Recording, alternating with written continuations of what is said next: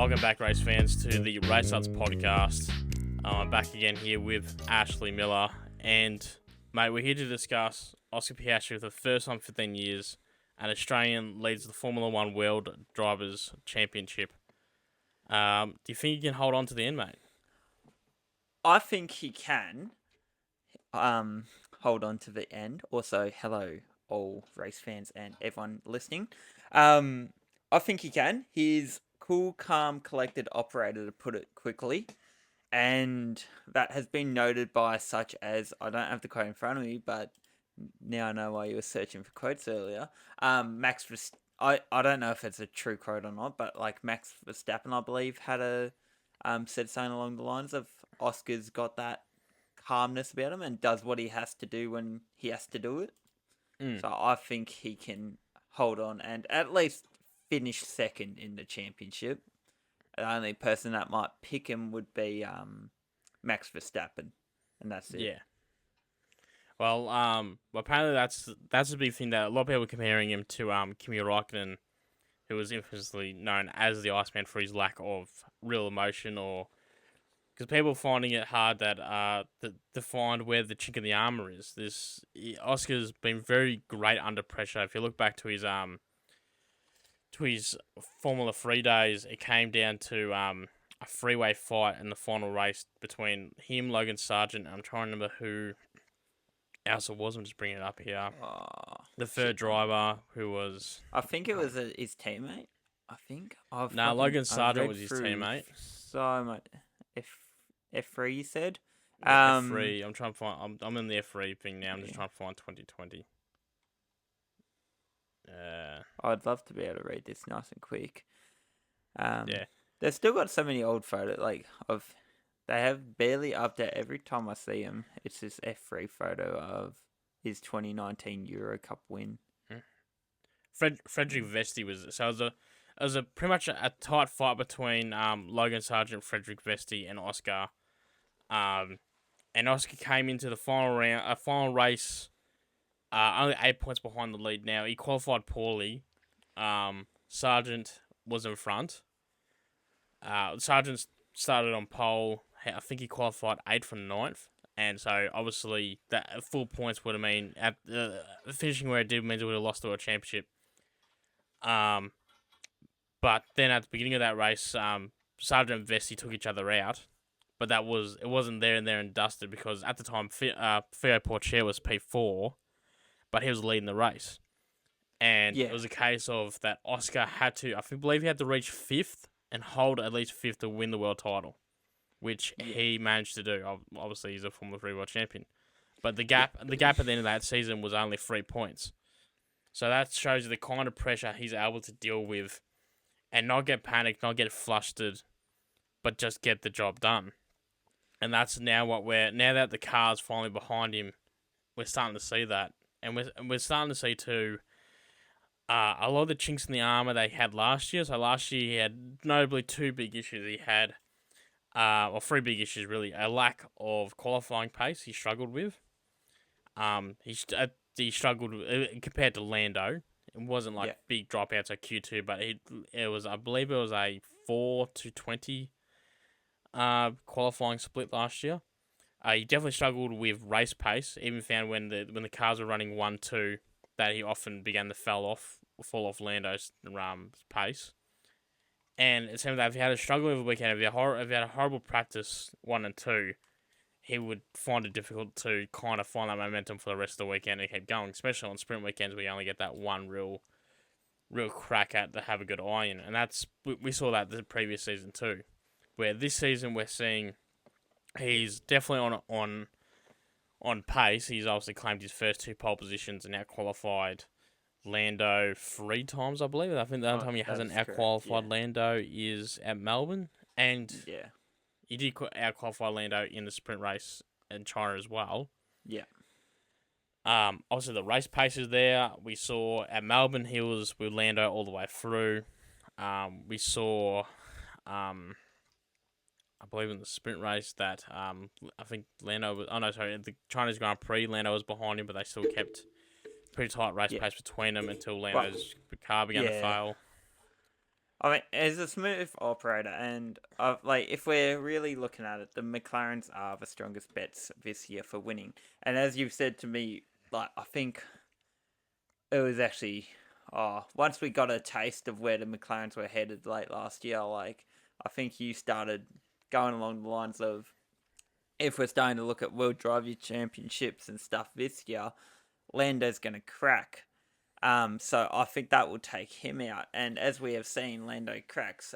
One of your references was, is it Sochi? The Russian Oh Grand yes, Prix. where Um, so yeah, that would have been Lando's first win, Sochi 2021, I believe it was. yeah, Or might have been 2021 sounds about right. Was that before the invasion? I can't remember. yeah, it Uh, was. Yeah, because we yeah, stopped because racing there. yeah, Right away, pretty much. yeah, because And wasn't Nikita I think Mazepin just fucking got yeeted. that's right. Mazepin was still racing. That's right, because he Yeah. had that whole thing on Drive to Survive of Oh I yeah, it was his episode. I understand the weather, and it turns out he grew up nowhere near Sochi. Yeah. So he understands the weather of Russia, the biggest nation, the biggest country by continental size. Yeah. Um, yeah. So, and in that event, we had the rain coming. The team was calling for him to come in. He had Lewis This pressuring is from Lando, by the behind. way, everyone. This is Lando, yeah. Yep. Lewis was pressuring him from behind, and he panicked, and he didn't want to go in. He didn't want to lose track position. He For stayed out. two laps or one lap or something like that, or like It was about five laps maybe. 5 laps from the end. It was Yeah. near the end, and he was too busy worrying about track position. Panicked, didn't want to stop because he didn't want to risk Lando getting Lewis getting track position behind him, and went off and finished. I think fifth by the time he came back on the circuit Yeah. and came in for inters. Wets. Yeah. Yeah. So I mean, and you still see glimpses of that now too, like how now I don't know the exact cause, but you can just tell when you get Oscar or someone behind him, and it will especially be Oscar now because they're teammates. And if there's one thing McLaren loves, it's two teammates who butt heads a little. Like they'll say they're all friends and stuff, but they are so competitive, and Well, see, I imagine they'll leave it to just when they're in the car. That's when they're in the car, and what their seems to mates be outside of it. what seems to be interesting is they seem to have good inter-team rapport in terms of Oscar seems to be very team orientated, or in terms of wanting to do the right thing. We saw last year the papaya rules and all that. And we haven't seen that so far in the season. Obviously, China was an easy situation because by the time Lando caught him to make it a 1-2, it was very much Oscar's race to win. Yeah. In Australia, obviously Oscar's home race, so a lot of pressure for him to win there. We didn't see any team orders until they come across traffic, and pretty much the team orders was pretty much no fighting while navigating the blue flags. Yeah. And I mean, the team has to think about the team championship, and exactly. Last year they won that, and I believe whether that was directly from winning the team's championship, like Oscar got a $20 million bonus, and it's what you want. You want fucking team championships. You want driver championships. And he doesn't seem to be on the radio when it doesn't go his way. So like Hungary last year, obviously Oscar's first win, that was a big thing because they boxed Lando early to get in the undercut to get him away from Lewis. Yeah, Lewis was hanging on to his DRS, so they boxed him early because they pull him away from Lewis and get him on primal strategy. This of course undercutted Oscar as well, and then we saw the whole thing of Lando not wanting to give it back. Really, Lando was waiting for a safety car to put himself in a situation where he can't give it back. Yeah. And you know what? Oscar may have made his case on the radio. He wasn't carrying on, which is this whole thing over radios is a bit of a carry on to start with because you see it online. Oh, they whine. Oh, they piss and whinge. Yeah. You and I, we both race. You do a lot more car racing than what I do. I'm pretty much out of that series now. But as you know, when you're trying to talk to your teammate Adam, it's very basic. You're just trying to get the message across. Yeah. For a mixture of you lose minimal amount of brain power because you've got so much going on to you just want information. Also yelling down a radio. Yeah. So it's the same with the one like you see with penalties and stuff. The whole reason they're doing that is They want the stewards will not automatically look at something. That needs to be brought to their address, and by them saying it on the radio, obviously It's that's going to go to. documented. It's documented. It's going to go to the race control. It's probably going to go on the TV coverage. It puts Yeah. it in a position whether it be right or wrong. You can't. The stewards can't ignore it, and it's Yeah. just playing the game. But Yeah. we don't see Oscar carry on. He seems to be pretty upfront of, like in that Hungary situation, he made it clear he thought it was unfair, and the team felt so. And the team really pushed the Lando of, well, if you want to be world champion, we need 2 cars. You need to work with Oscar here, Yeah. and that's exactly what we saw. Now, my worry coming this season, because everyone's talking, McLaren's the favourites, Oscar could be in the hot seat for a world title, and I didn't really feel it was real till now because Lando, with all that experience and really it being his team. Yeah, and developed that car. Had heaps of input over the 5 years, and the most stable driver McLaren's had in a while. Yeah, developed that car. He's been driving McLaren since he joined the program in 2016, I believe. He joined the junior program when he was in GP, or what was GP3 at that time. Yeah. Now F5 Formula 3. So, it sounded like a tall mountain to climb to come in and to knock off the elder statement of the team, the leader of the team, and not it be a scenario where as you said, these generations were like what we saw with Lewis. George was always being groomed to be the new team leader, and you can see there was going to be a transition at some point where Oscar's not being groomed for that role. Oscar's been brought in because he's a good driver, and they just want a strong lineup. Yeah. But now suddenly Oscar's Oscar's pushed Lando off the pedestal. Yeah. And not just has he managed to do that, but he's managed to back it up. Yes, absolutely. I mean, if there's one thing that Oscar can do, it's one, he doesn't say much, so he doesn't have much to back up. If you look at any of his socials and any interviews, he's a man of few words, as we have said earlier, and just very nonchalant, I suppose, in the way he says it. Like, for Christ's sake, 15 hours ago on his Facebook, he's got photos of him at Jeddah and everything, and his caption is "tidy few days." Like, it's just, and then he's got one with him with the trophy itself from Jeddah, and it just says "fun weekend." That's it. It's so chill. It's and so I good. can keep going here because he just keeps serving. And I'll make this my last one, but when they pull up to when he's finished the race and he pulls up and he's got that table with his helmet, cap, and everything, and a little sweat towel and a drink.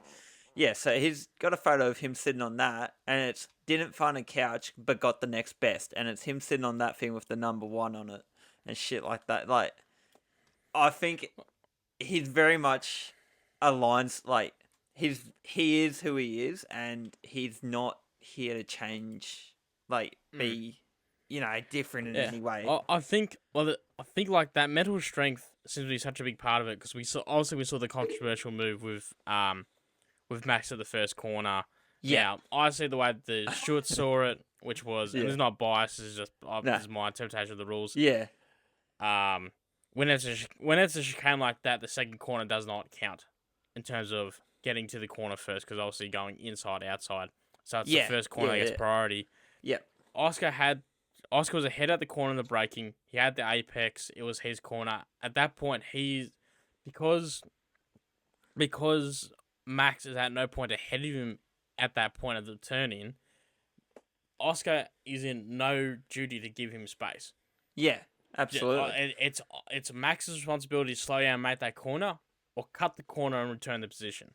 Yeah. Not cut it and then do what he did and keep going. That's why I got the 5 seconds. Yeah. I'm glad you touched on this. I've seen so many still frames of this incident, and this isn't an incident that you can look at in still frames away from the apex. You have to be in the first couple meters leading up to the apex, and the apex itself is where you can. I don't know if you saw this. Christian Horner, the team principal of Oracle Red Bull Racing, brought down screenshots to the fucking press conference to show the media. But some people have pointed out that the screenshots seem to be looked at the point of when Max left the brake, like he had already committed that he's not making the corner, just go straight on. And hence why at that point he's ahead of fucking and hence why at that point he's ahead of Oscar, because he's no longer making any attempt to slow down for the corner. He's just opened up the brakes and rolling through. But what we're saying here is Max has built a reputation around him that he's going to do something, and you're either going to let him do it or you're going to crash or have contact. And we saw that with Lando at Mexico when Lando started to give a role in the championship on him in the championship. And we saw him just plainly run them both of them off the road and put the statement out there once again. I'm going to put the car here, and you're going to either let me go through or do what I want, or we're going to have a crash. That's something we've seen all the way even back to the Ricardo days where they had a couple of instances together. Even to back you up further there, fucking Hamilton and Verstappen at Silverstone. There's that was going to be my next one. reference. Hamilton, Verstappen at Silverstone with Cobbs and a couple Imola that year on one of the chicanes. Exact same thing, just ran them wide. Absolutely. Monza at the first corner. Yeah. One on top of the other. One on top of the other, and I gave Ricardo the opportunity to not take the lead. He was already in the lead, but take out pretty much the only people that were going to give him a real threat. Yeah. So, and this is not something new. Like we've seen a lot of drivers. Ayrton Senna was infamous for doing the exact same thing, or putting the car in a position of either you're going to let me through, or we're going to crash. Pick one. Yeah, and survival instinct kicks in. Like, exactly. These guys are fucking nutters, but they have some survival instinct and want to see their family. So they let's get home. Oscar doesn't seem to have this fear because, as we saw at Jeddah, he just put the car where he wanted to put it, and I guess he accepted fate. Like, we are either crashing, or you can cut the corner and get a penalty. And that I've seen some people argue that was a bit 50-50 for Max. Obviously knew that was his corner, and thought, well, I can either pull him behind him, made the corner. In that case, you're behind the McLaren that seems to have really good clean air pace. And also the Red Bull doesn't seem like dirty air because it's a car. These top tier cars never like dirty air because the faster you are, the less dirty you have to deal with. So you design the car accordingly. Yeah, you tailor it. Yeah. So Max been really given three options here. Once Oscar's made the apex of the corner, do I back off and pull behind, and now I'm stuck behind a fucking McLaren? Do I do what he did do, but then give back the position to avoid the penalty? Yeah. Or, in which case, he's back behind a McLaren, and it's the same issue again. Or do what he did, which is blaze down the road and hope that the stewards figure it out. Either hoping that he can pull that 5 seconds over time. Yeah. Or, pull that 5 seconds over time, or hope the penalty doesn't come at all. And also that penalty came and during the pit stops and allowed Oscar the opportunity to get back ahead, and the rest is history. But that's all I bit of that instance. Now, like I think Oscar's mental strength and pure sheer pace, especially if he's cracked, there's going to be a championship decided over qualifying. I believe this is going to be, especially with the way the cars are. This is the end of a rule cycle, so the dirty air is a problem again. No one's developing these cars. McLaren's fully given up on this car in terms of development. They've gone full 26. Ferrari's done the same. I believe Mercedes done the same. Red Bull's done the same. Aston Martin just came out last week and said that that Adrian Newey's not even going to touch the 25 car. He's full on the 2026 project. Yeah. So this is gonna be, if he can keep this. Like I say, he's fixed the hole in his armor when it comes to qualifying. If he can keep that up, and look, Max is gonna have his days. I think he's got two threats: it's Max and Norris. Yeah. Max is gonna have his days where he pulls something out of that car, and he's gonna pull a Japan where he gets the car in front and you just can't get past it. Yeah, absolutely. But is he gonna have that consistently enough to be an issue? Now at the moment, I'm looking at the drivers' point standings here, and he's only 3 points behind Lando, but he is 20 point. He's 12 points behind Oscar. Now, Oscar just has to eke out that lead. Yeah. And now, once he gets it over 25, 30 points, once he gets a good bumper there, then he can start relaxing a little bit more, and you can let Verstappen have a day here or two there. But the big concern is he's got to out-qualify his teammate now.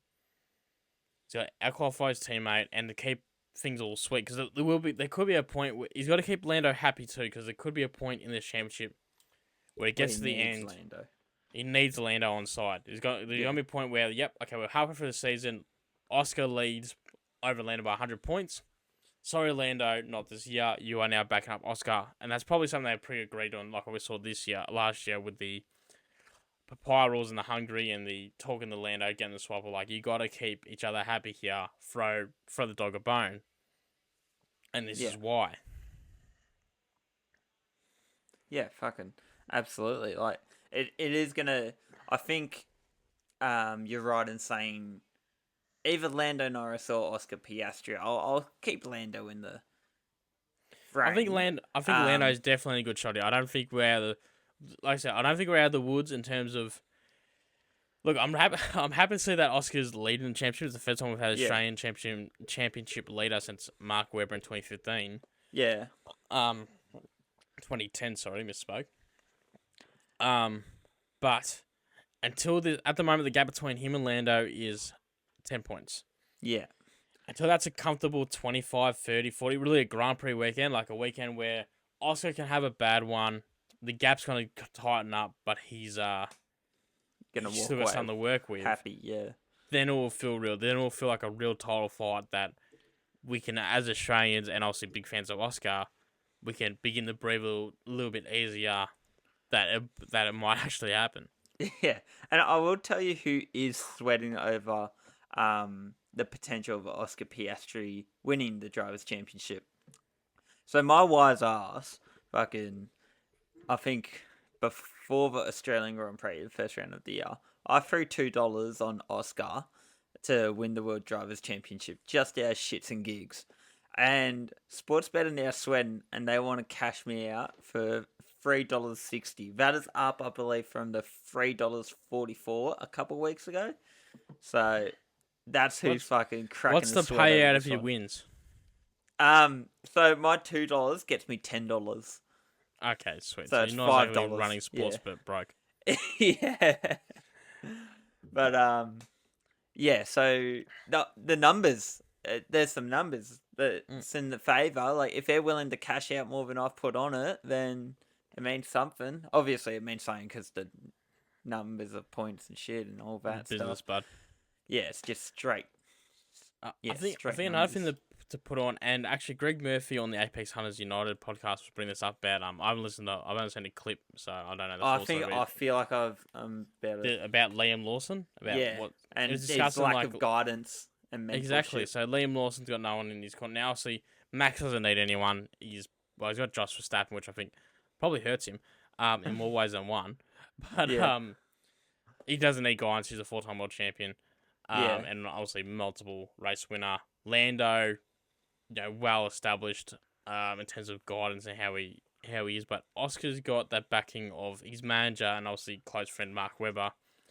Someone who, like I just mentioned, 15 years ago, yes, was in the exact same position of really, if some things had gone differently at Abu Dhabi, he should have been world champion.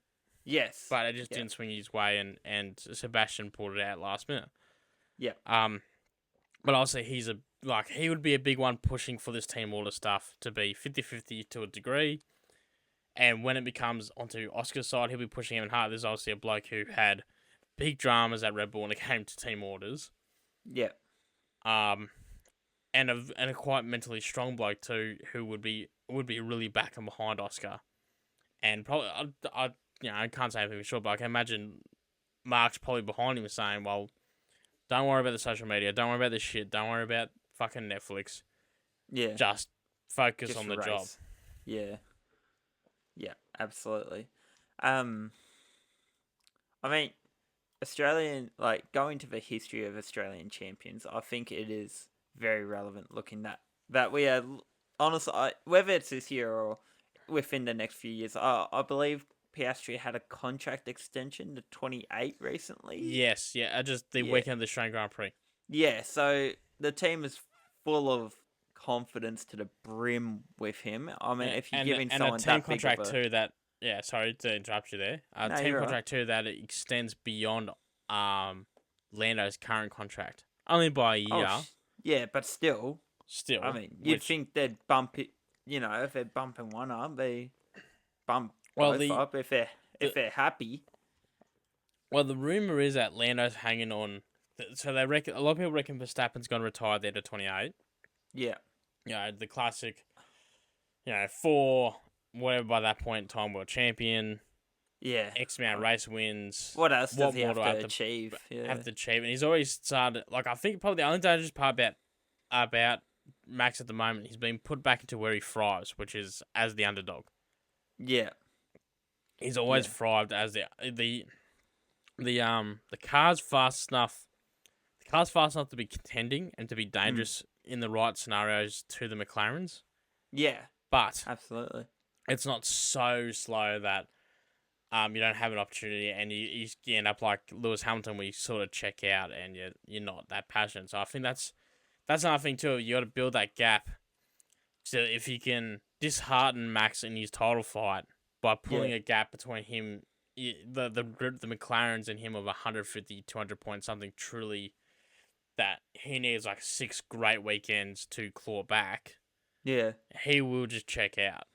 So Yeah. anyway, we're going back to Lando's contract. The rumor is that he's waiting on. That's why he won't sign beyond 27 or 28. Because obviously he's not going to sign 1 year extension. He will sign a multi, as all these more as these bigger drivers do. But the rumor is that he's holding on to take Max's seat when Max steps out. Yeah. So that's the rumor. The only truth that God knows. But then also in that That's case, so far down the line, but yeah. forward thinking is. And hence why you want to offset your drivers, because you want to guarantee it doesn't matter who leaves, whether it be Oscar or Lando, that you still got someone to steer the ship. Yeah. Yeah. Oh, that makes fucking perfect sense. So I'll continue down the route of our former Australian competitors. One of the most successful, I think it would be amiss if we didn't mention Jack Brabham. Yeah, Jack Brabham, world champion 1959, 1960, and 1966. You're a nerd. I don't know if you have that numbers in front of you. No, I just know them, and then of course our second world champion is Actually, I do have a document. If I open up here, I do have all the Alan stuff. Jones. Alan Jones, 1980. Yeah, and that's it. But we have That's it. 19 total Australian drivers. Some are one-offs, such as I don't have the exact numbers here, but it's under this column on Wiki. Larry Perkins being a one-off, possible, or just a few maybe. Hang on, if you give me a moment, like I said, I do have a spreadsheet. with every drama that's actually made a start. Yeah. So I'll run through Australian drivers in the years that they appeared in. So Sir Jack Brabham, 1955 to 1970, 126 race starts, 14 wins, 31 podiums, 3 world titles. Alan Jones, 1975 to 1986, 176 starts, 12 wins, 24 poles, 1 world title. Mark Webber, who competed, so we had really oh no, that's in wrong order. My mistake. That's in most successful order. Let me switch back to years. Sorry. So we're in the 50s. Where I'm going to stop doing wins and stuff because a lot of them don't have any. So in 1952 we had Tony Gaze. Yeah, I believe he was part UK as well. Yeah. So he made 3 Grand Prix starts. Paul England in 1957 only made 1 start. Paul Hawkins in 65 made 3 starts. Warwick Brown in 76 only made 1 start. Then we have Jack Brabham, I've already covered him.